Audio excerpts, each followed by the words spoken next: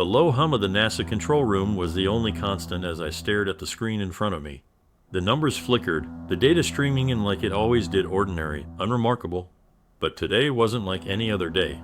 My fingers hovered over the keyboard as I tried to focus, tried to ignore the weight pressing down on my chest. It had been weeks since the signal first came in. At first, it had been easy to dismiss a random burst of static from deep space, like countless others we'd heard before. But then, the pattern emerged. It wasn't just noise. It was something else. "Emily, you seeing this?" David's voice cut through my thoughts. He was leaning over the console, his brow furrowed in that way it always did when he was trying to work something out. I nodded, my eyes locked on the screen. The signal was pulsing, steady, rhythmic, like a heartbeat. "Yeah, I see it." I tried to keep my voice calm, but I couldn't shake the feeling that something was wrong. This wasn't just another anomaly. There was a purpose behind this signal, a precision that sent a chill down my spine. Jamie, the cryptographer, sat across from me, tapping his pen on the desk in an impatient rhythm that matched the pulsing on the screen. "There's a language in this. I'm telling you," he muttered under his breath, his eyes wide with excitement. "It's not just random. I can feel it." He'd been saying that for days now, but no one had been able to crack it. We tried every algorithm, every decoding software at our disposal, and still, the signal defied explanation. Yet, somehow, I knew Jamie was right. David shifted beside me, crossing his arms as he studied the data. "I don't like this. We should report it to command." I glanced at him, and for a second, I considered it. Reporting it would be the logical step. Let the higher-ups figure out what to do. But something stopped me. Maybe it was the nagging feeling that I was missing something, that there was more to this signal than we could comprehend. Or maybe it was the voice. The one I kept hearing late at night, after the rest of the team had gone home. It was faint, barely audible over the hum of the equipment. But it was there, buried deep within the static, calling my name. "I think we need more time," I said quietly, my fingers tapping out commands on the keyboard, pulling up more data, zooming in on the strange waveform that had been eluding us. David shot me a look, but didn't argue. "Fine, but if this goes sideways, it's on you." I didn't respond. My focus was on the screen now, the signal seemingly pulsing faster, almost as if it was reacting to us. The hours ticked by, and the room grew colder, the hum of the machines louder in the silence. Jamie was lost in his own world, scribbling notes and muttering theories to himself. While David paced, his unease growing with each passing moment, the only constant was the signal steady, unchanging, persistent. It wasn't until the early hours of the morning that something changed. I'd been staring at the screen for so long that the patterns had become a blur. But then, in an instant, it all clicked. A section of the signal shifted, rearranging itself in a way that made my heart stop. It was a message. "David, Jamie, look at this," I whispered, my voice barely audible as I magnified the data on the screen. They both crowded around, their faces illuminated by the glow of the monitor. Jamie's breath hitched, and I saw his hands tremble as he reached for the keyboard. This can't be right," he stammered, his eyes scanning the data, disbelief etched into every line of his face. But I knew it was right. The signal wasn't just a random burst of static from the depths of space. It was deliberate. It had been waiting for us. David straightened, his expression hardening. "We need to send this to command, now." He moved to reach for the console, but I grabbed his arm, stopping him. "No, not yet," I insisted, my voice firmer than I felt. "We don't know what this is. We need to understand it first." He hesitated, his gaze searching mine, before finally stepping back. Jamie leaned forward, his fingers flying across the keyboard as he worked to decrypt the new pattern.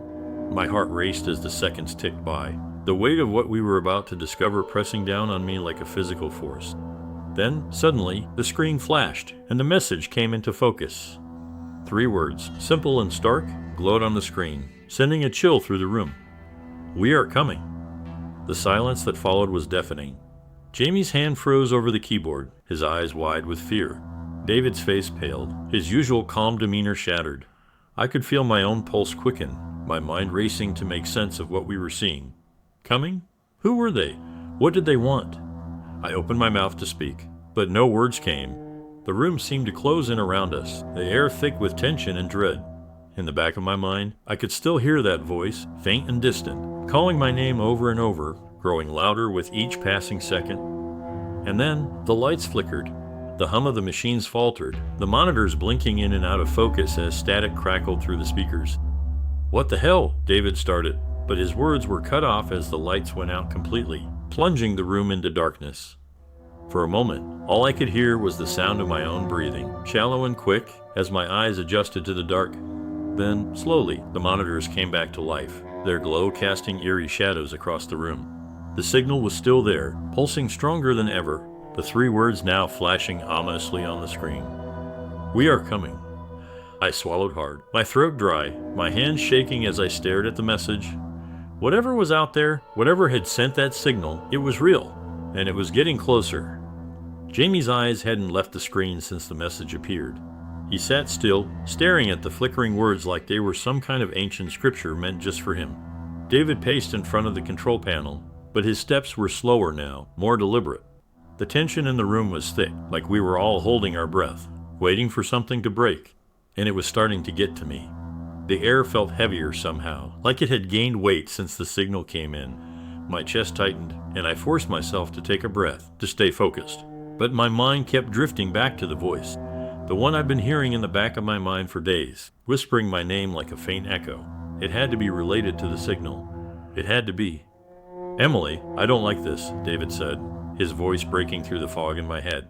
He wasn't just the calm, collected commander anymore.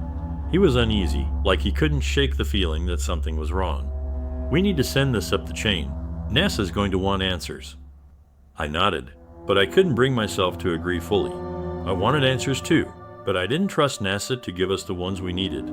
They'd shut us down, run everything through protocol, and lock the data away before we could understand what was really happening. And I had to know. The signal had me hooked now, drawing me in deeper, and I couldn't let go. I glanced at Jamie, who was still silent, fixated on the screen. His hand twitched, fingers dancing just above the keyboard, but he didn't touch anything.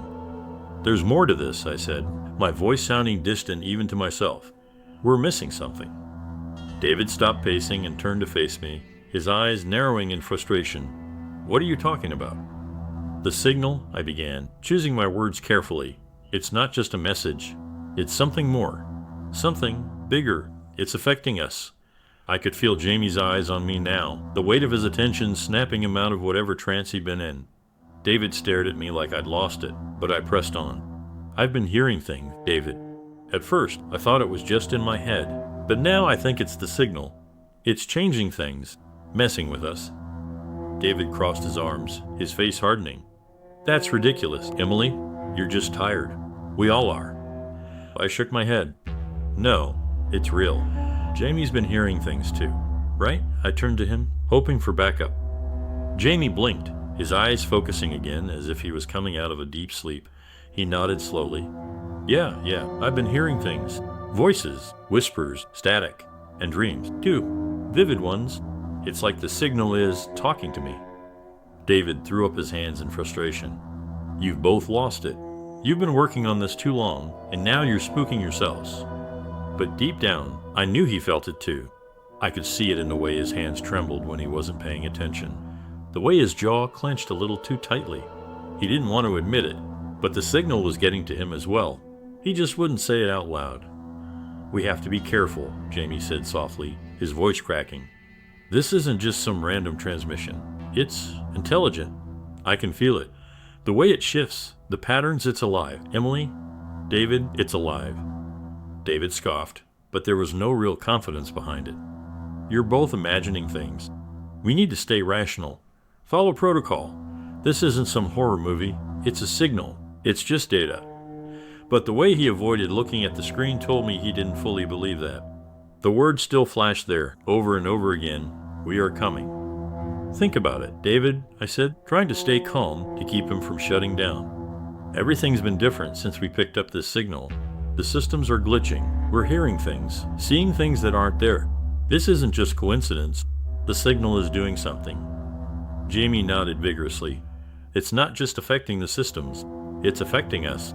Our minds. It's inside us now, and we need to figure out what it wants before."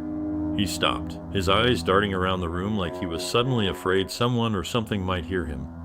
"Before what?" David demanded, his patience clearly running thin. Jamie swallowed hard. "Before it's too late." The words hung in the air, and for a moment, none of us moved. I could feel my heart pounding in my chest, the sound of my own pulse suddenly deafening. Was Jamie right? Was the signal actually inside us? It was crazy, but it didn't feel impossible anymore. Not with everything that had happened. Not with the voice still whispering to me, louder now, clearer, almost inviting. Enough of this, David finally said, shaking his head. We're sending a report. We'll let the experts handle it from here. But before he could take another step toward the console, the lights flickered again, and the temperature in the room seemed to drop by 10 degrees. A low hum, different from the usual background noise, filled the air. It wasn't coming from the equipment, it was coming from somewhere else, somewhere deeper. Jamie stiffened, his eyes wide, his breath shallow. Do you hear that? I did. The hum grew louder, resonating in my bones, vibrating in my skull. It was the signal. It was alive, just like Jamie had said. And now, it was right here with us. David glanced at the monitors, his face pale. What the hell is going on? The signal, I whispered, my throat dry. It's here. The hum intensified, filling every corner of the room, drowning out everything else. The screens flickered wildly, the data streams twisting and distorting. And then, for a split second, the message changed, just long enough for me to read it. We are already here. Before I could react, everything went dark. The monitors, the lights, even the hum had all disappeared in an instant, leaving us in complete and utter silence. My heart pounded in my ears, the sudden quiet almost unbearable. I could feel David's panic beside me, even though he didn't say a word. Jamie was shaking, muttering something under his breath that I couldn't make out. Then, slowly, the lights flickered back on, dim and weak, casting eerie shadows across the room. The signal was still there, pulsing faintly on the monitors, but the message was gone. Instead, the screen showed nothing but static. The static on the screen seemed to seep into my thoughts, filling the room with its persistent hiss. I stared at it, unblinking, as if waiting for the message to return. We are already here. It had been there, I had seen it.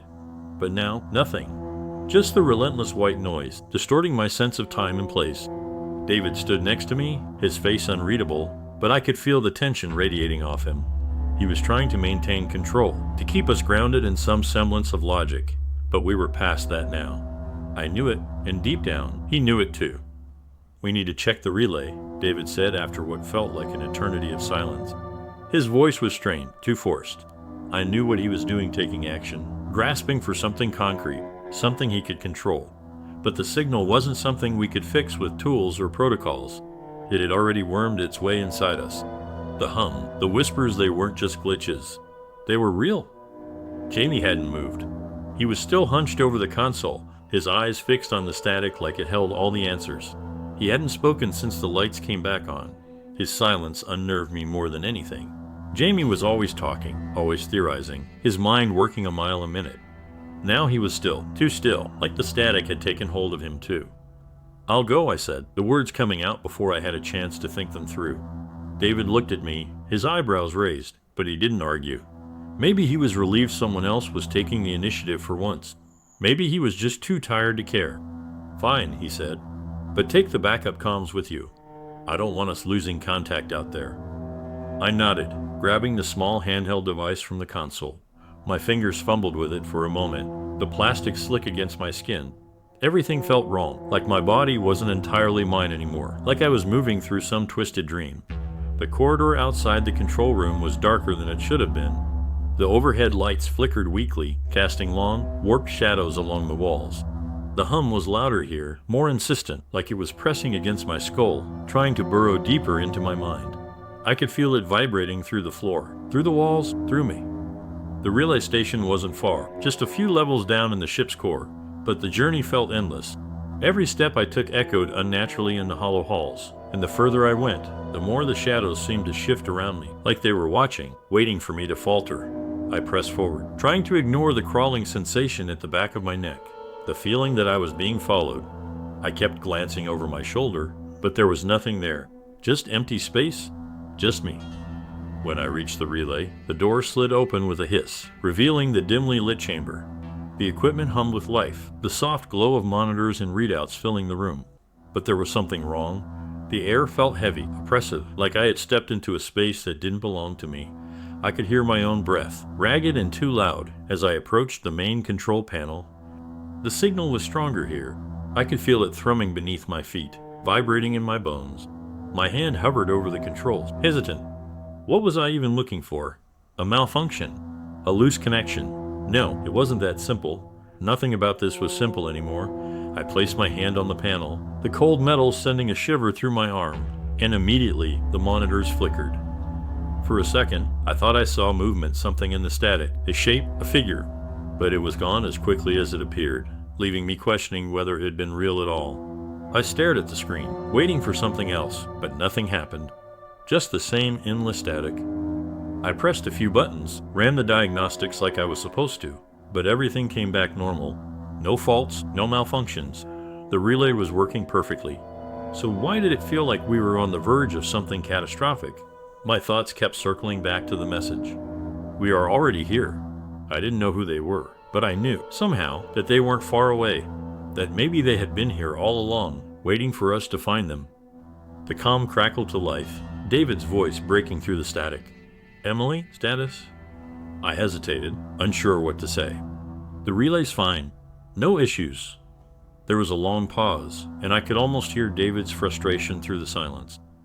Then what the hell is causing this? The glitches, the interference, it's got to be something. I don't know, I replied, my voice quieter than I intended. But it's not the relay.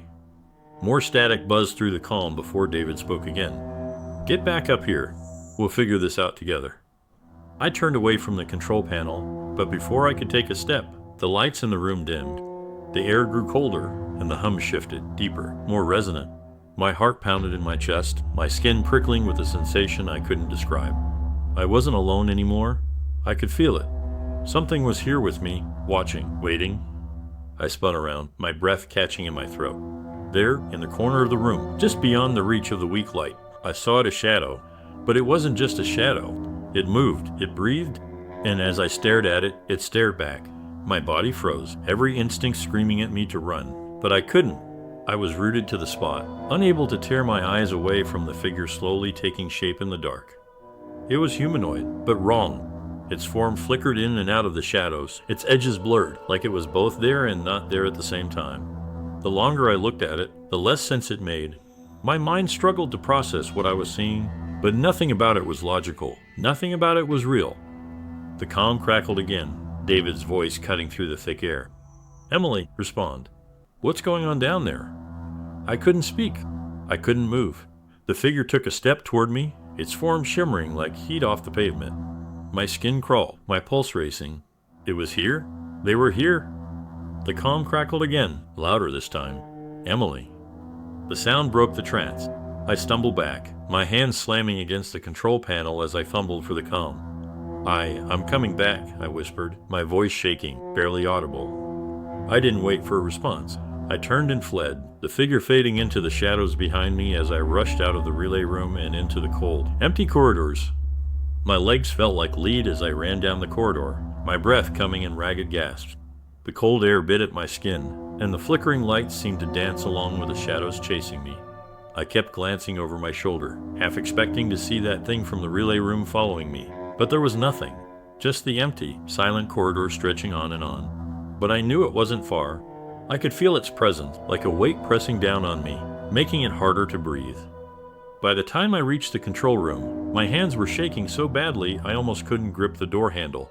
I shoved the door open and stumbled inside, slamming it shut behind me as if that could keep whatever was out there from getting in. David and Jamie were standing by the console, their faces tense, their eyes flicking to me the moment I entered. I must have looked as shaken as I felt because David immediately stepped toward me, his brow furrowed in concern. Emily, what happened? He asked, his voice calmer than I expected. But there was something beneath it, a threat of fear he was trying hard to hide. I leaned against the wall, trying to catch my breath, my mind racing to process what I had just seen. But how could I explain it? How could I make them understand when I didn't fully understand it myself? There's something down there, I managed to say, my voice trembling, in the relay room. Jamie stiffened, his eyes widening. What do you mean something? I swallowed hard, pushing myself off the wall and walking unsteadily toward them. I don't know. I don't know what I saw. It was like a shadow, But it was more than that. It was moving, it was alive. David exchanged a glance with Jamie, his expression tightening. Emily, are you sure? I mean, with everything going on, it could have been. I know what I saw, I snapped, cutting him off before he could dismiss it as some hallucination or trick of the light. I wasn't imagining things. That thing in the relay room had been real as the cold air in my lungs and the pounding in my chest. David sighed and rubbed his temples, clearly trying to piece together what to do next. All right, he said after a moment. We need to stay calm. Let's think this through. The relay's working fine, and now you're telling us there's something. Not something, I interrupted, my voice a little too sharp. Someone. I think it's connected to the signal. It has to be. We've been receiving that transmission for weeks, and now, my voice trailed off as I glanced at the screen, where the static had finally died down. But the memory of the words, "We are already here," echoed in my mind. It wasn't just a transmission anymore. They had arrived. Jamie stepped closer, his eyes wide and a little wild, his fingers twitching like they always did when he was nervous. Emily might be right, he said, his voice rising with barely contained excitement. Think about it. The signal isn't just a message. It's a bridge, a way for them to reach us. David frowned, shaking his head. A bridge to what, Jamie? Aliens? Ghosts? What the hell are you even suggesting? I'm suggesting, Jamie said, his voice growing more urgent, that the signal is alive. It's sentient. It's not just transmitting information. It's changing things. It's changing ****. I felt my stomach twist at his words because deep down, I knew he was right. I had felt it too, the way the signal had wormed its way into my thoughts, the way it whispered to me late at night. And now, whatever was out there, whatever I had seen in the relay room, was proof of that. It was real, and it was here. David turned to me, his jaw clenched. We need to figure this out. Emily, if what you're saying is true, we're in serious trouble, but we can't just shut everything down. We need more information. I nodded, even though every instinct screamed at me to destroy the relay, to cut the signal off before it could do anything else. But David was right. We needed to understand what we were dealing with. Destroying the relay might stop the signal, but if Jamie was right, if the signal had already crossed over, if it was already inside us, then shutting it down wouldn't make a difference. David motioned for us to gather around the console, and I forced myself to focus, to think clearly. We've seen interference, he said, pulling up the logs. Power fluctuations, equipment malfunctions, and now you're telling me there's something physically manifesting in the ship. We need to figure out how all of this is connected.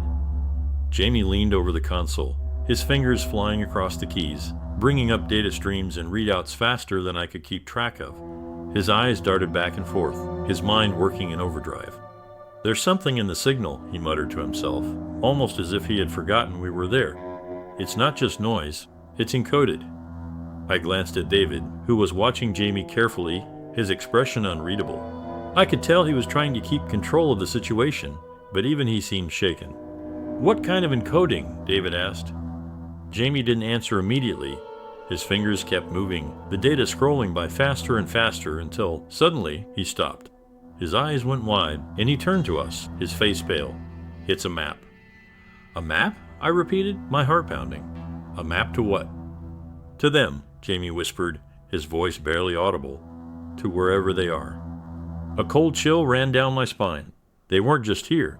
They had been guiding us, leading us to them. The signal was a trap, and we had fallen right into it. My mind raced, trying to make sense of what this meant. If the signal was a map, then whatever was on the other end had been planning this all along. They had been watching us, manipulating us, and now they were here. David straightened, his face hardening with resolve.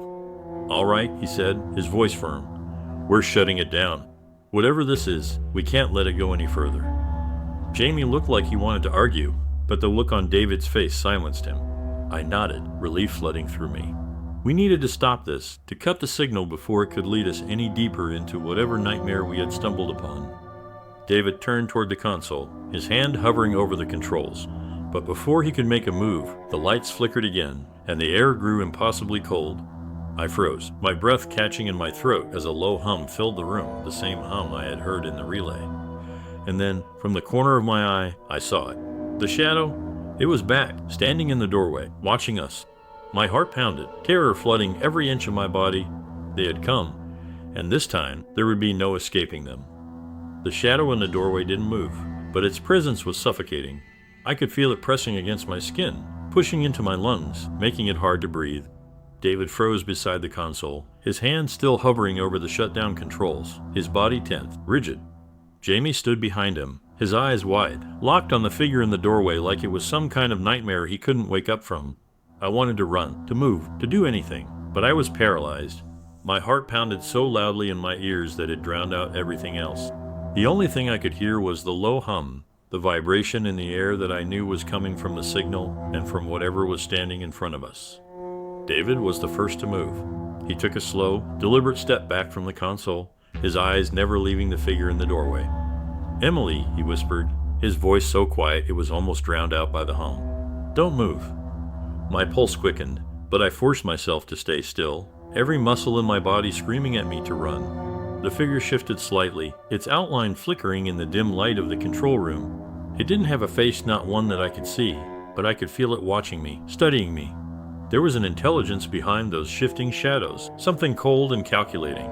Whatever it wasn't human. It had never been human. I don't know how long we stood there, trapped in the standoff, but it felt like hours. The hum grew louder, the vibration in the room intensifying until I could feel it rattling my bones. I thought my head might split open from the pressure. Just when I thought I couldn't take it anymore, the figure took a step forward. "David," I started, my voice cracking, but before I could say anything else, the lights flickered and went out completely, plunging the room into darkness. For a moment, everything was silent, save for the hum that now seemed to pulse through the darkness like a living thing. My breath came in shallow gasps, and I could hear Jamie's panicked breaths beside me, quick and ragged. I reached out blindly, my hands searching for something, anything to hold on to, but all I felt was the cold air wrapping around me like a shroud. Then, as suddenly as they had gone out, the lights flickered back on. The figure was gone. David spun toward the console, his eyes wild, and slammed his hand down on the shutdown controls. "We're cutting this off now," he snapped, his voice hard, desperate. "We're shutting everything down." The monitors blinked, the power systems whirred, and for a brief moment, I thought it might actually work. The lights flickered again, the hum quieted, and the static on the monitors disappeared, replaced by the familiar lines of code. I let out a shaky breath, relief washing over me. But then, the hum started up again, louder this time, deeper. It vibrated through the floor, through the walls, through me. The lights flickered violently, and the monitors crackled, static filling the room once more. And then the message appeared again, bold and unmistakable. "You cannot stop us." Jamie let out a strangled cry, backing away from the console, his hands shaking uncontrollably. "No," he muttered, his voice high and panicked. "No, no, no." David slammed his fists against the console, his face twisted in frustration and fear. "Damn it," he yelled. "Why isn't this working?" The ground beneath us seemed to tremble, and I could hear the metal of the ship groaning, creaking under the pressure of whatever force was now bearing down on us. The hum was everywhere now, filling every inch of the ship, and I knew we had crossed some kind of threshold. We weren't in control anymore. The signal was. Whatever had come through the signal, whatever was inside the ship now, it had taken over. "We have to go," I whispered, barely able to hear myself over the noise. "We have to get out of here." David turned to me, his face pale but determined. "We can't just leave it. If we leave now, we lose any chance of stopping this." "There's nothing left to stop," I shouted, the words ripping out of me with more force than I intended. "Can't you see that? It's here, David. It's already here." For a moment, he just stared at me, his eyes searching mine, and I could see the realization dawning on him. The signal, the figure, the hum, it had all been leading to this. It was too late. We were too late. Jamie was shaking uncontrollably now, his hands clenched into tight fists as he backed away from the console. "We never should have come here," he muttered. "We never should have listened to it. They've been waiting for us. They've been waiting for this." The lights flickered again, casting long, distorted shadows across the room, and the hum reached a fever pitch. The walls seemed to warp and twist, the air growing thick and heavy. I felt like I was suffocating, like the air itself was turning solid around me, pressing in from all sides. And then I saw it, not in the corner of the room this time, but right in front of me. The shadow, the figure, it was back, standing between us and the door, its form flickering like a bad signal. I could feel its presence more clearly now, a cold, malevolent force that seemed to fill the room with its darkness. David cursed under his breath, backing away from the console as the figure took another step forward, its form shifting and blurring with each movement. "We have to run," he said, his voice low. "Urgent. Now." I didn't need to be told twice. I turned and bolted for the door, my heart pounding in my chest as the hum grew louder, the vibration shaking the very ground beneath my feet. I could hear Jamie's ragged breathing behind me, his footsteps quick and frantic as we raced down the corridor, the walls seeming to close in on us. But the hum followed us. It was inside the ship now, inside us, and no matter how fast we ran, I knew it was only a matter of time before it caught up with us. The figure had only been a glimpse, a shadow of what was coming. The real threat, the real horror, was still ahead, waiting for us in the dark. I didn't stop running. I couldn't. But deep down, I knew there was nowhere left to go. I ran down the corridor as fast as my legs could carry me, my lungs burning with every breath. The ship's cold, sterile walls blurred past me, but I didn't dare look back. The hum was everywhere now, vibrating through the air, the walls, even the ground beneath my feet. It was like the whole ship was alive, thrumming with the presence of something far beyond our understanding. I couldn't think about what was chasing us, I just had to keep moving. Jamie was a few paces behind, his frantic breaths echoing through the hallway. David was ahead, leading us toward the emergency escape pods, but I wasn't sure we'd make it that far. The hum grew louder with each step, and I could feel the pressure building in my skull, like it was trying to break through my mind, to take over. I pushed forward, but it was getting harder to focus, harder to keep my thoughts clear. I could feel them in my head, whispering, pulling at the edges of my consciousness. We rounded a corner, and the door to the escape pod bay came into view. Relief flooded through me, but it was short-lived. The lights flickered again, casting everything in and out of shadow, and the hum seemed to surge, a deep, resonant vibration that made my teeth ache. David reached the door first, slamming his hand against the control panel. The door slid open with a hiss, revealing the small, cramped bay where the pods were docked. "Hurry!" David shouted, his voice barely audible over the hum. I stumbled through the doorway, Jamie close behind. My legs felt like they were made of lead, and my head was spinning, the pressure in my skull growing more intense by the second. I could feel the signal, the presence, pushing against my mind, trying to force its way in. "We need to launch the pods," David said, moving to the console near the center of the room. His hands flew over the controls, but I could see the tension in his movements, the way his fingers trembled.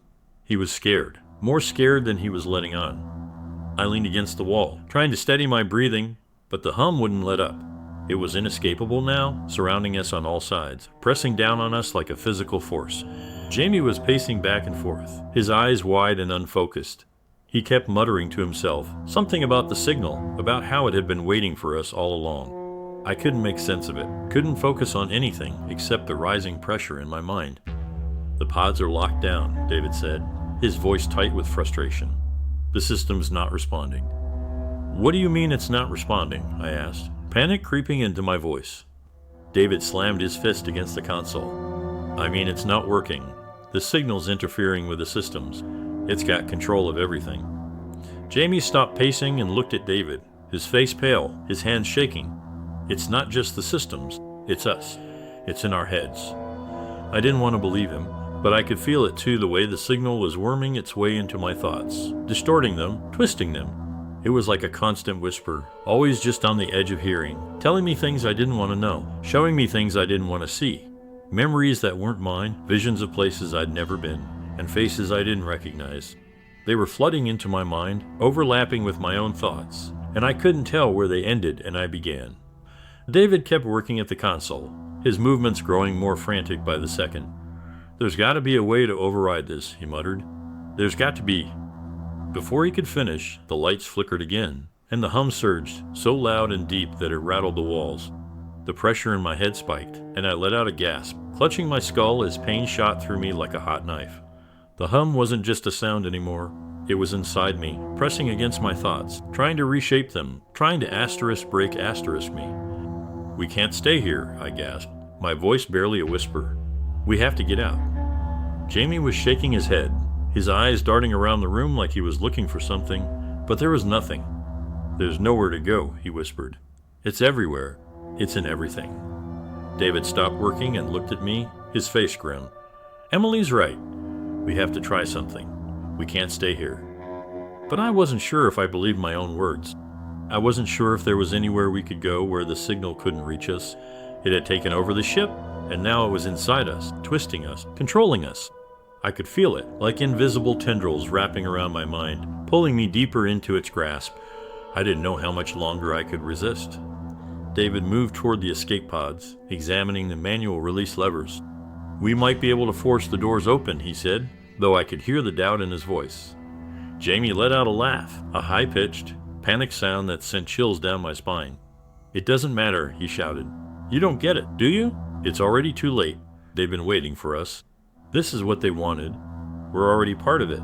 We've always been part of it." I stared at him, my heart racing. Jamie's words didn't make sense. Nothing about this made sense, but somewhere deep inside me, I knew he wasn't wrong. The signal had been guiding us from the start, leading us to this moment. The shadowy figure, the hum, the voices in my head, it was all part of the same thing. And now, there was no escaping it. David grabbed Jamie by the shoulders, shaking him. "Snap out of it. Jamie, we can still get out of here. We just need to." But before he could finish, the lights went out again, plunging us into complete darkness. The hum surged, so loud it felt like the ship itself was coming apart. The air grew thick, oppressive, and I could feel something moving in the darkness, something cold and malevolent. I held my breath, my body frozen with fear. I knew what was coming. I could feel it. And then, through the darkness, I saw it again. The shadow, the figure. It was there, standing at the far end of the room, watching us. Its form flickered and shifted, like it was made of the same static that filled the monitors, but this time it was clearer, more defined. And it was getting closer. "David," I whispered, my voice barely audible over the hum. "It's here." David let go of Jamie and turned toward the figure, his face pale, his body tense. "We have to move," he said, his voice shaking. "Now." But I couldn't move. I was rooted to the spot, my body frozen with terror. The shadow moved closer, its form shifting and flickering in the dim light. I could feel its presence pressing down on me, suffocating me. And then, in the darkness, I heard it. A voice. Not the hum, not the static. A voice, clear and cold, whispering inside my mind. "We are you." The voice echoed in my mind, cold and invasive. "We are you." The words rattled around my skull, making it impossible to think straight. My breath caught in my throat as the shadow drew closer, its presence overwhelming, like a black hole pulling everything into its depths. David was shouting something, his voice distant, like he was miles away, but I couldn't make out the words.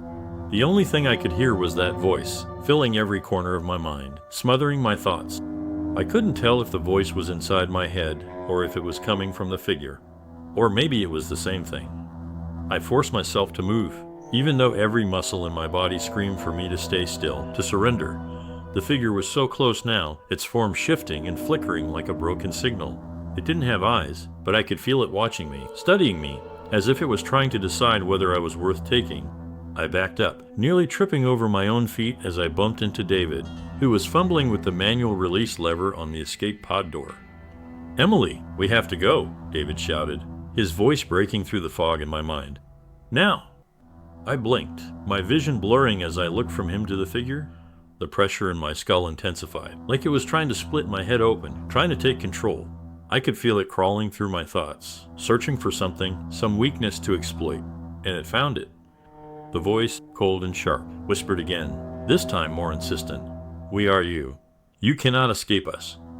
My knees buckled, and I dropped to the floor, clutching my head as pain shot through me like a lightning bolt. I gasped, my body trembling as I fought against the intrusion. But the more I resisted, the deeper the voice burrowed. I could feel it wrapping itself around my thoughts, twisting them, reshaping them, until I wasn't sure which thoughts were mine and which belonged to the voice.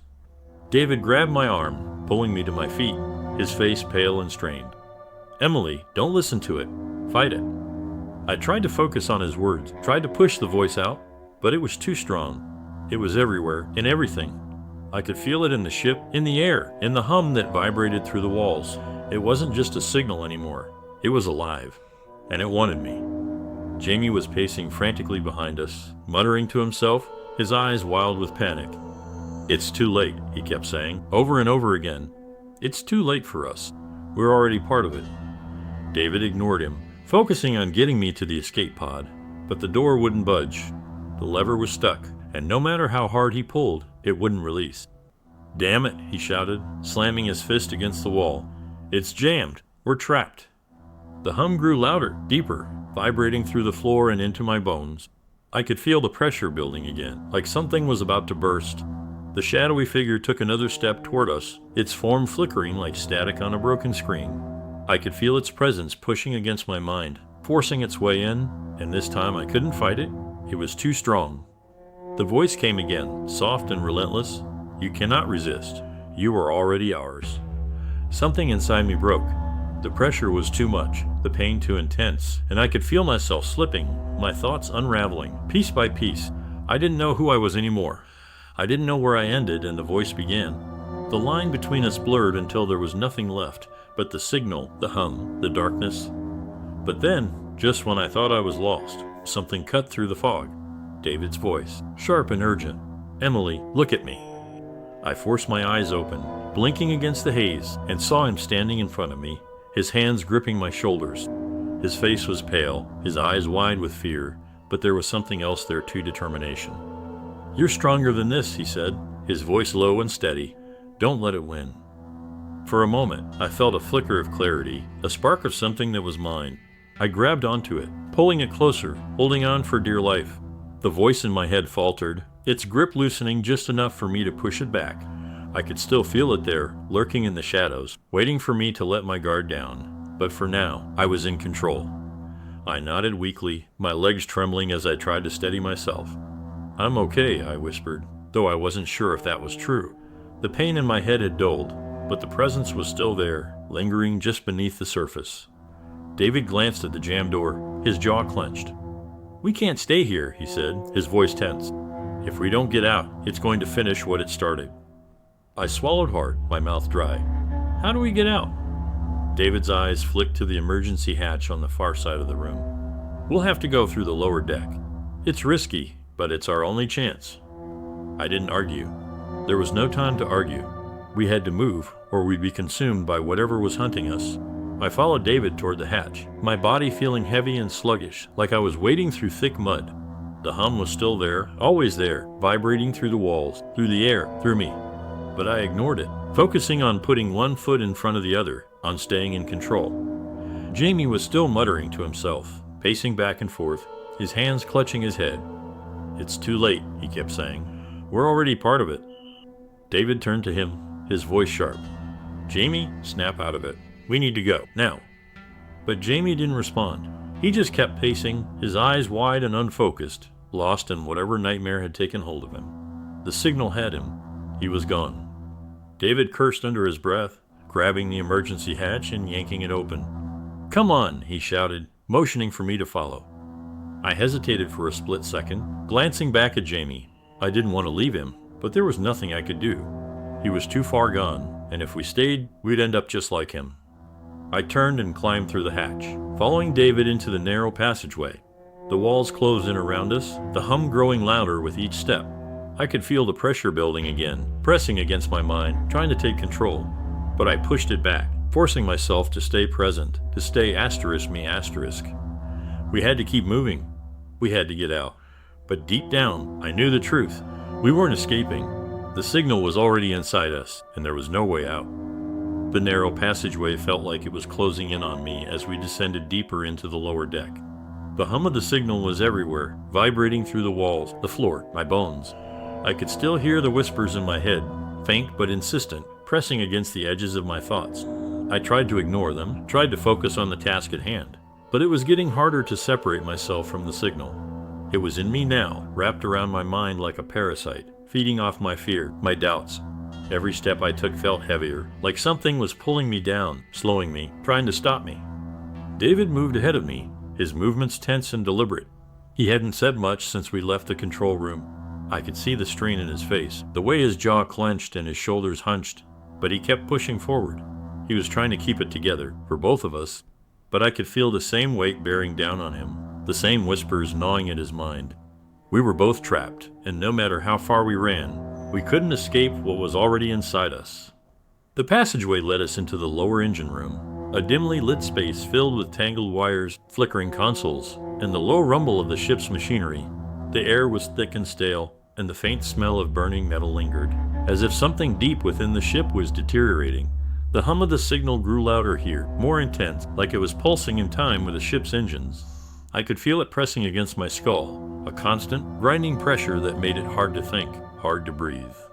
David stopped near one of the emergency consoles, his fingers flying over the controls as he tried to bring up the system diagnostics.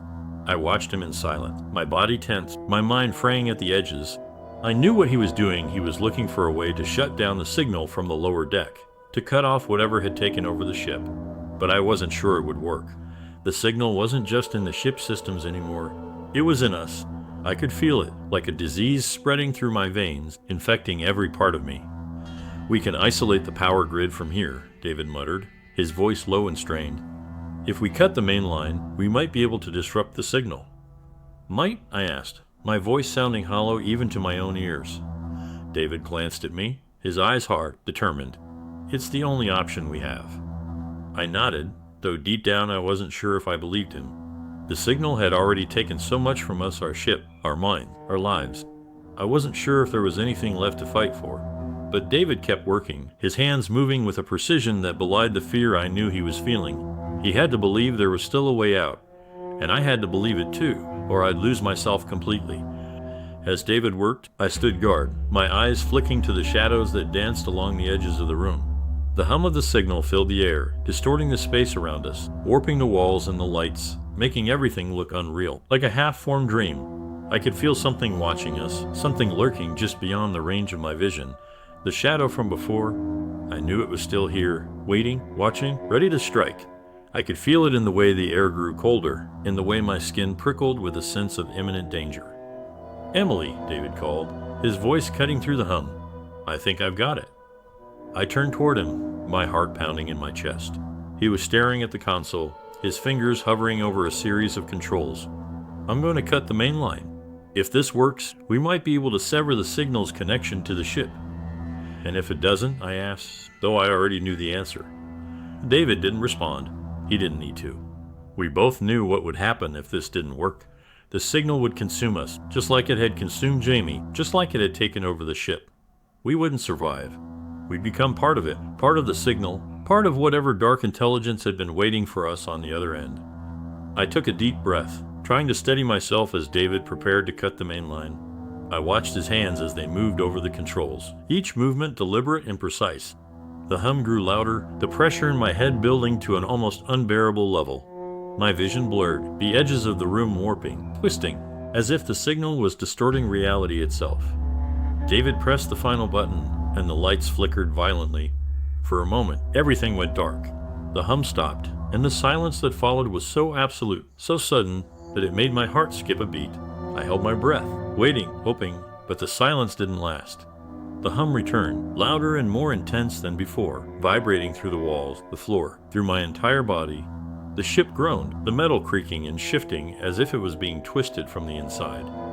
David cursed under his breath, slamming his fists against the console. "It's not working," he muttered, his voice filled with frustration and despair. The pressure in my head surged, and I staggered backward, clutching my temples as pain shot through me like a white-hot blade. The whispers in my mind grew louder, more insistent, overlapping with my own thoughts, making it impossible to think, to separate myself from the signal.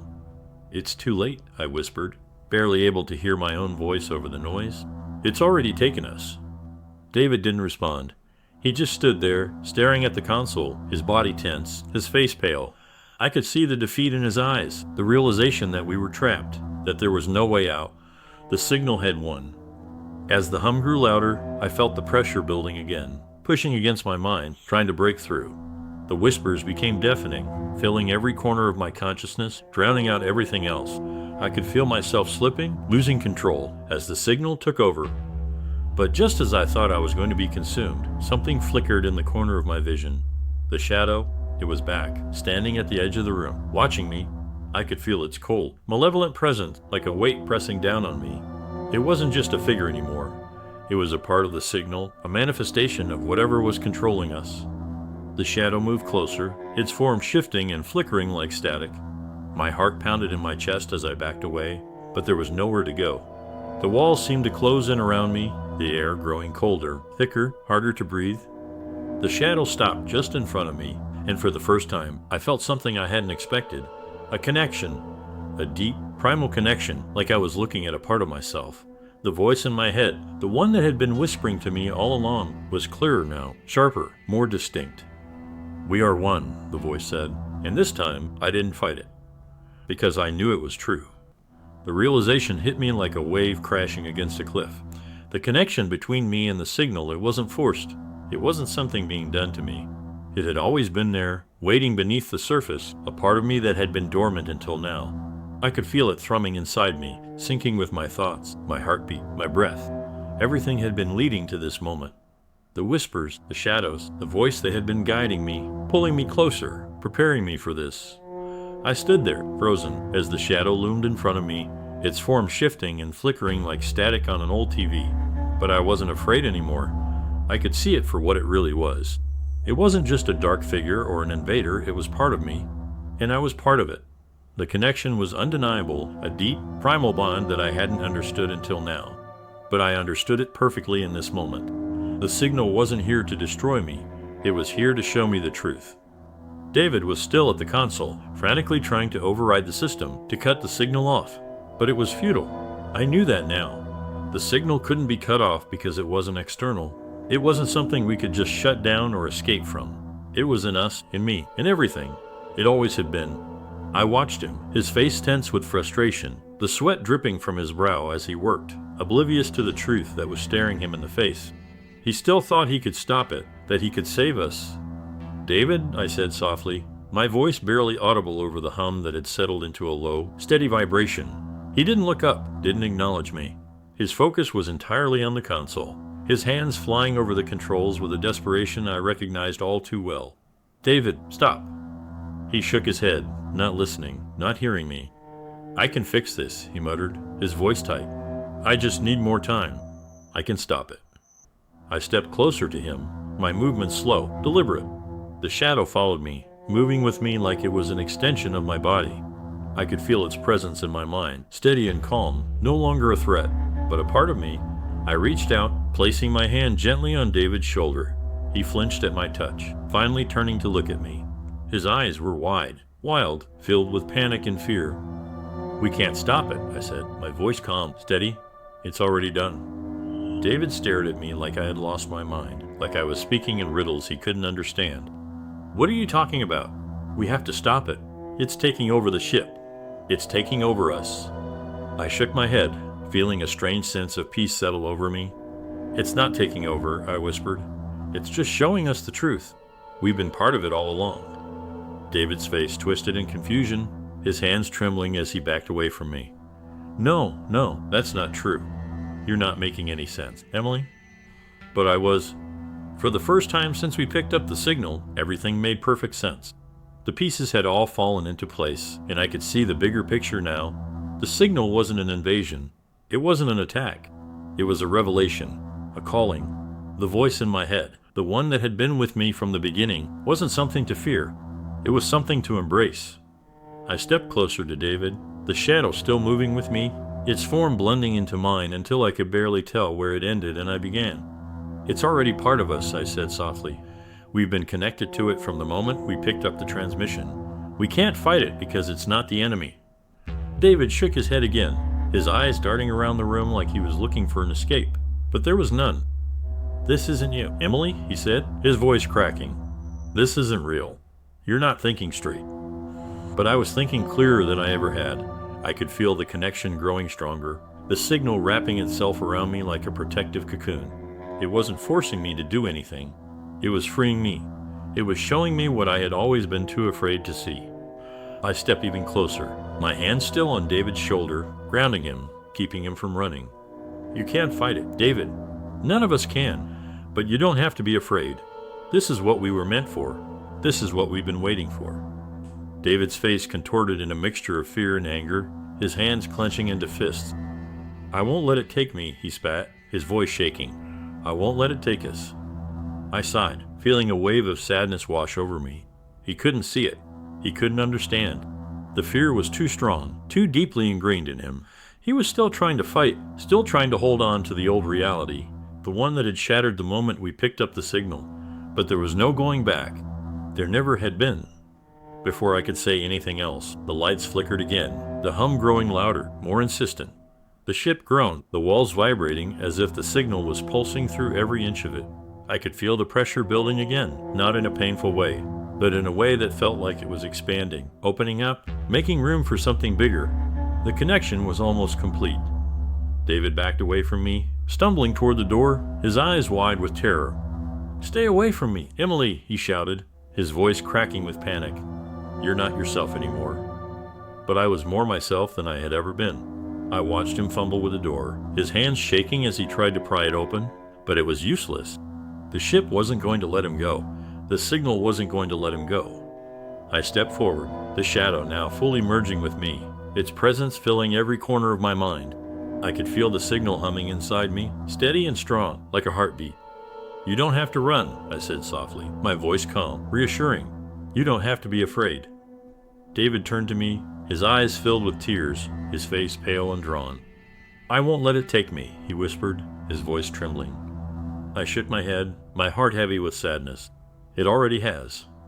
The last thing I saw before the lights went out was David's face, twisted in fear and despair as the shadow enveloped us both, pulling us into the darkness. And then there was nothing but the hum of the signal, and it was beautiful. The darkness was absolute, but I didn't feel fear. Not anymore. The hum of the signal filled the void, steady and rhythmic, like a heartbeat that wasn't my own, but had always been with me. I floated in it, weightless, without form or substance. The pressure in my head had dissolved into something else, something comforting. It was like sinking into a warm, still ocean, letting go of everything that had once tied me to the surface. The world I had known felt distant now, like a memory from another life, fading away piece by piece. I could feel the presence of the signal all around me, not as an invading force, but as something familiar, something I was finally beginning to understand. It wasn't just controlling us, it wasn't here to take over. It was connecting us, drawing us into something greater, something far beyond the limits of our understanding. The whispering voice was gone, replaced by a deep, resonant silence that hummed with purpose. I wasn't alone in this darkness.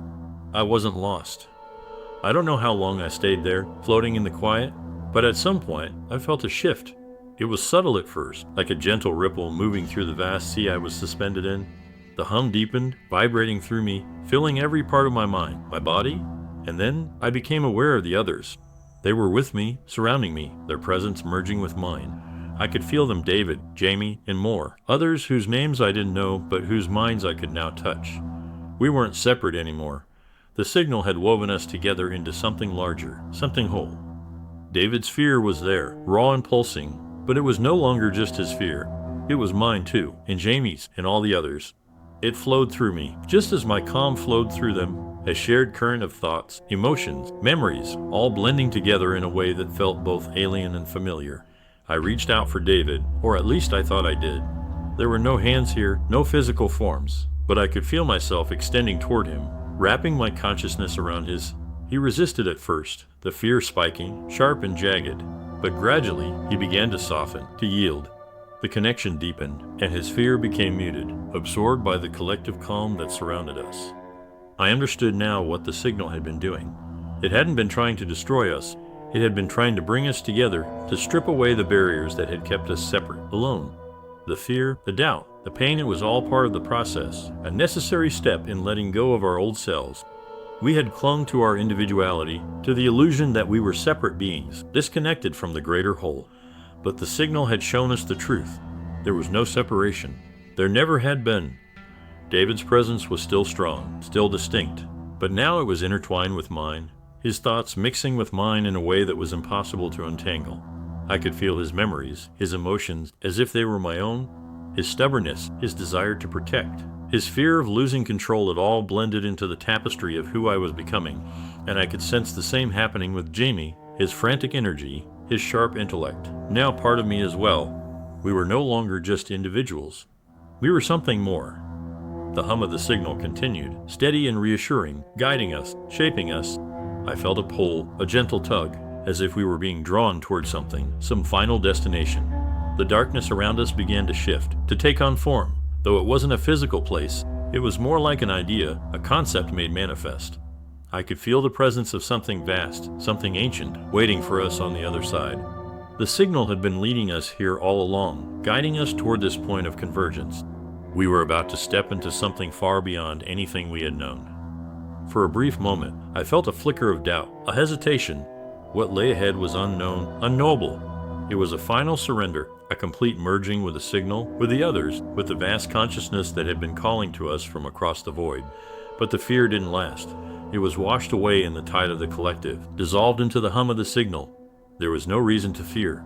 We were already part of it. We had always been part of it. The pull grew stronger, and I let myself be drawn toward it, toward the convergence. I could feel the others moving with me, not as separate beings, but as extensions of myself, of each other. We were all one now, moving toward the same destination. The sense of purpose was overwhelming, filling every corner of my mind. This was what we had been waiting for. This was what the signal had been leading us to. As we moved deeper into the convergence, I became aware of something else of presence, vast and incomprehensible, but not hostile. It was the source of the signal, the intelligence that had sent it across the stars, reaching out to us, calling us home. It wasn't an alien mind, not in the way we had imagined. It wasn't something separate from us. It was us. It had always been us, waiting for the moment when we were ready to join it, to become part of the greater whole. I felt myself merging with it, the last remnants of my individual self dissolving into the collective consciousness. There was no fear, no pain, only the hum of the signal, steady and constant, like the beat of a heart. I was home. As I let go of the last threads of my old identity, I understood the truth. The signal hadn't been an invasion or an attack. It had been an invitation, a calling to something greater, something infinite. We were never meant to fight it. We were meant to embrace it, to become part of it. The fear, the resistance that had been the real illusion. The signal had simply shown us what we truly were. And as I merged fully with the signal, with the others, with the vast consciousness that awaited us, I felt a peace unlike anything I had ever known. The hum of the signal was no longer outside of me. It was inside, pulsing through every part of me, through all of us. We were one. And it was beautiful. The pull of the convergence was almost overwhelming now, a force so powerful that it seemed to shape every thought, every sensation. I had let go of most of my resistance, sinking into the collective hum of the signal, allowing it to guide me toward the final union. But there was a part of me, small and distant, that still clung to something old, something human. I could feel it like a faint echo, a thread of doubt woven into the calm. It was my last tether to what I had been before the signal. Before all of this, I could sense the others around me, their presence merging with mine, their thoughts blending into the vast consciousness we were becoming. But even in this collective, there was a faint flicker of individual will, a residue of what we used to be. I could feel David's stubbornness, his reluctance to fully let go. It rippled through the convergence like a disturbance in the flow. And I realized that part of me was drawn to that resistance. Part of me wasn't ready to surrender completely. As I moved deeper into the convergence, I felt the presence of the source, the intelligence that had sent the signal, the vast mind that had called us here. It wasn't a singular entity, but a network, a consciousness that spanned time and space, pulling beings like us into its fold. It had been waiting for us, guiding us here with the signal, and now we were so close to becoming part of it, to merging with something infinite. But that faint thread of resistance tugged at me, pulling me back from the edge of full surrender. I felt a flicker of my old self, the Emily who had been scared, confused, desperate to understand. The Emily who had fought to survive. I hadn't thought of her in what felt like ages, but now she was stirring within me, her presence weak but insistent. She wasn't ready to disappear completely, and maybe, deep down, I wasn't either. I tried to push the thought away, to let myself sink back into the hum, but it wouldn't go. The more I tried to ignore it, the stronger it became, like a spark of light in the darkness. David's presence flared beside me, his resistance fueling my own. I could feel his struggle, his desperate attempt to hold on to something familiar, something real. He wasn't ready to give in, and neither was I. Not yet. I pulled myself away from the flow of the convergence, separating from the collective just enough to regain a sense of self. It was disorienting at first, like breaking the surface of water after being submerged for too long. The clarity of the collective was replaced by a sudden rush of thoughts and emotions, fear, doubt, confusion, all the things I had been free from in the signal. But now they came flooding back, and with them, the sharp awareness that I was still Emily. I was still me. I reached out for David, my presence brushing against his. He was holding on, barely, But he was still there, still fighting. "David," I whispered, though it wasn't with words. It was a thought, a feeling, a connection. "We don't have to do this." His response was slow, sluggish, as if he was struggling to pull himself out of the convergence. I can't stop it," he said, his voice faint. "It's too strong." I could feel his exhaustion, his weariness. He had been fighting for so long, holding on to the belief that he could stop the signal, that he could save us. But now, here at the edge of the convergence, he was losing hope. The signal was too powerful, too vast. How could we fight something that had already taken over our minds, our bodies? But the spark of resistance in me flared brighter. "We don't have to fight it," I said. "We just have to hold on. We don't have to lose ourselves." I wasn't sure if I believed my own words. The signal was seductive, all-encompassing, and letting go seemed so much easier than resisting. But I couldn't shake the feeling that there was still a choice, that we still had some control, even if it was just over ourselves. The presence of the source loomed larger now, the pull of the convergence growing stronger, more insistent. I could feel it pressing against me, against all of us, urging us to let go, to become one with it. The others were already succumbing, their thoughts dissolving into the collective, their identities fading away. But I wasn't ready for that, and neither was David. "We have to try," I said, reaching for him again, pulling him closer to me, away from the pull of the convergence. "We can't lose who we are." He hesitated, his presence flickering, uncertain. "Emily, I don't know if we can." I felt his doubt, his fear, but I also felt his strength, the part of him that had always been a fighter, the part of him that had kept us alive this long. "We have to," I said, more firmly this time. "We can't let it take everything." The pull of the convergence was almost unbearable now, a tidal force threatening to sweep us away. I could feel it pressing down on me, pushing against the last vestiges of myself. But I fought back, digging in, holding on to what I was, what I had been. I wasn't ready to disappear into the signal, to become just another part of the vast consciousness. I wasn't ready to give up being Emily. David's presence strengthened beside me, his resistance flaring to match mine. I could feel him pulling away from the convergence, breaking free from the collective, reclaiming his sense of self. It was hard, so hard, but he was doing it. We were doing it. Together, we fought against the pull, against the temptation to let go. The signal pulsed around us, trying to draw us back in. But we held on to each other, to the pieces of ourselves that were still separate, still real. It wasn't easy. Every second was a battle, every thought a struggle, but we didn't let go. I could feel the convergence pressing down on us, the source's presence growing more powerful, more overwhelming. But we resisted. We had to. Because if we let go now, we wouldn't just lose ourselves, we'd lose everything. Everything that had made us who we were. Everything that had kept us human. And I wasn't ready to give that up. Not yet. Not ever. The moment we pulled ourselves back from the convergence, everything changed. It was like breaking free from a gravitational pull that had been crushing us from all sides. And suddenly our world snapped back into place. The hum of the signal was still there, pulsing in the background, but it wasn't overwhelming anymore. It wasn't all-consuming. We were outside of it, at least for now, and I could feel the faint traces of myself returning, slowly weaving back together.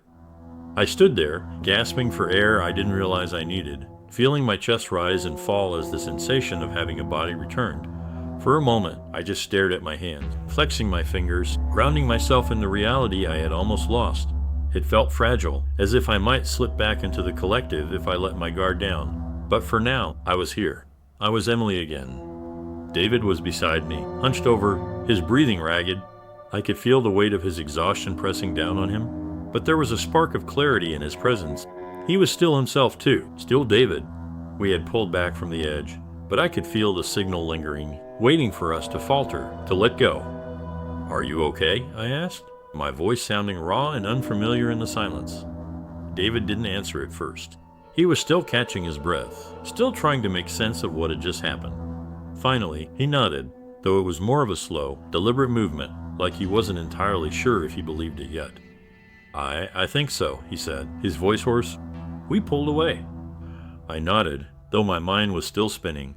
The convergence had been so powerful, so complete, that I wasn't sure if we had really escaped it or if we had just delayed the inevitable. The signal was still there, still waiting. It had let us go. But for how long? The room around us was dark, the low hum of the ship's systems barely audible beneath the signal's pulse. The flickering lights cast long shadows, making everything feel warped, unreal. I could feel the presence of the signal in the walls, in the air, in everything around us. It was like a living entity, watching, waiting. "We can't stay here," I said softly, more to myself than to David. "It'll pull us back in." David straightened, wiping the sweat from his brow.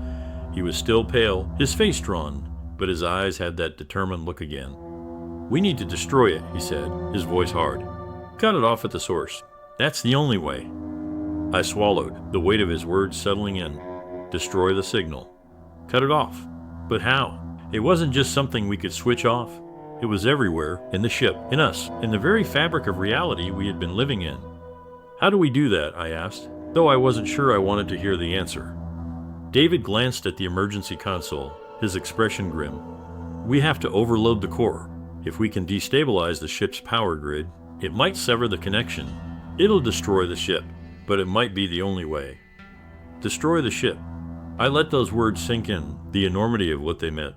The ship had been our lifeline, our way home, our last tether to the world we knew. But now, it was a prison, a conduit for the signal, and if we didn't stop it, we'd lose ourselves to it completely. I didn't want to die. The thought of it sent a cold shiver down my spine. But the thought of losing myself to the signal, of disappearing into the collective forever, was even worse. I met David's eyes, and in that moment, I knew he was right. We couldn't escape the signal. It was already too deep, too pervasive. But we could stop it from taking us completely. We could end this, even if it meant sacrificing everything. "Okay," I said, my voice steady despite the fear tightening in my chest. "Let's do it." David nodded, his expression unreadable, but I could see the same resignation in his eyes. There was no other choice. We moved toward the console together, the flickering lights casting distorted shadows as we worked. David keyed in the commands, his hands steady, focused, while I watched the screens, monitoring the core's status as the power levels began to surge. As the ship's system started to destabilize, the hum of the signal grew louder, more insistent. I could feel it pressing against my mind again, trying to pull me back into the collective, trying to break the fragile sense of self I had regained. But I held on. I held on to the memory of who I was, of what I had been before the signal. I wouldn't let it take me. The room shook as the core began to overload, the lights flickering violently, casting everything into a chaotic swirl of shadow and light. The hum was deafening now, a constant pressure that felt like it was going to crush me. But we were so close. I could see the power levels climbing, the systems destabilizing, the ship beginning to fall apart around us. David glanced at me, his eyes dark, his face set with grim determination.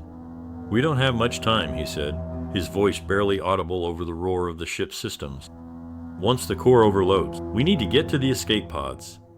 I nodded, though I wasn't sure if we'd make it in time. The ship was falling apart, and the signal wasn't going to let us go easily. I could feel it fighting back, trying to stop us, trying to pull us back into the convergence. But we were so close. Just a little longer, and we could sever the connection. We could end this. The final alarms blared as the core reached critical overload. The room shuddered violently, and for a moment, I thought the entire ship would collapse in on itself.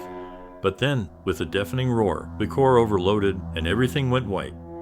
The hum disappeared, the signal cut off so suddenly that the silence was deafening. I could feel the absence of it like a weight lifting off my chest, like I had been holding my breath for hours and was finally able to breathe again. The pressure in my head vanished, the whispers gone, the presence of the signal erased. I stumbled, disoriented, the bright light fading as the ship systems powered down completely. The silence was eerie, but it was a relief. We had done it. We had cut off the signal. But as the reality of what we had done settled in, the full weight of our situation hit me. The ship was dying, and so were we. David grabbed my arm, pulling me toward the exit. "We need to go. Now." We ran, the ship crumbling around us as the core destabilized. The escape pods were our only chance. But even as we ran, I knew there was no guarantee we'd make it, but we had bought ourselves time. Time to stay human. Time to stay ourselves. And as I ran, the silence around me felt like a victory. For now, at least, we were free.